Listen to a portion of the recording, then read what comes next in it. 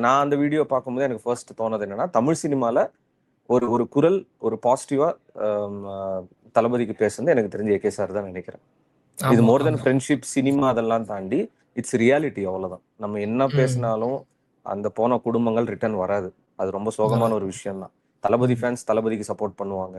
AK sir fans AK சாருக்கு support பண்ணுவாங்க. அதுதான் பொலிட்டிக்கலே இதுதான்.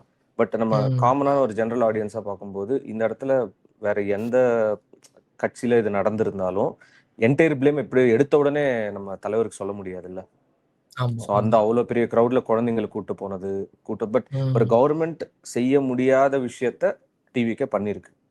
அவங்களுக்கு அந்த okay, life okay. Long support, medical support, அந்த காசு குடுக்கறதா இருக்கட்டும். காசு குடுத்தா உயிர் வராதுன்னு வச்சுக்கங்களேன். பட் ஒரு லைஃப்ல நான் இருந்தாலும் கூட சப்போர்ட். இருக்கேன். உங்க குடும்பத்த நான் பார்த்துக்கிறேன் அப்படின்னு சொல்லிட்டு சொந்த காசு தான் எடுத்து குடுத்துருக்காரு. இட்ஸ் நாட் ஆமா. Tax money.